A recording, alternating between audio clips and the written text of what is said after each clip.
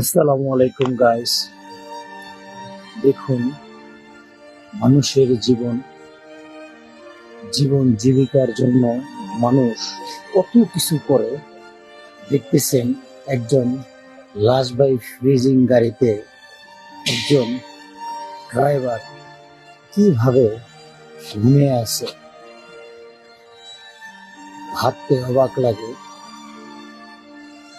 রাষ্ট্রের একটা গুরুত্বপূর্ণ অ্যাম্বুলেন্স, কিন্তু অ্যাম্বুলেন্স ড্রাইভার যারা আছে তারা কখনো কোনো মূল্যায়ন পায় না। দেখেন, এখন রাতের 1টা বাজে, একটি ডেড বডি আসছে তাকওয়া মসজিদে গোসল করাতে।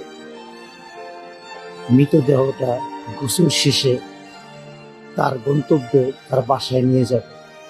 সেখান থেকে তার চিরবিদায়, তার শেষ ঠিকানা এই লাশবাহী গাড়িটি পৌঁছায় দিয়ে আসবে। ভাই, এটাই মানুষের জীবন। কিন্তু এই অ্যাম্বুলেন্স ড্রাইভাররা কখনো কোনো সময় মূল্যায়ন পায় না। কিন্তু অ্যাম্বুলেন্স কিন্তু রাষ্ট্রের একটা অতি গুরুত্বপূর্ণ জিনিস। এই অ্যাম্বুলেন্স ড্রাইভারদের কোথায় ঈদ, কোথায় পরিবার, তাদের কোনো খবর থাকে না। তারা পরিবারের সাথে ঈদও করতে পারে না।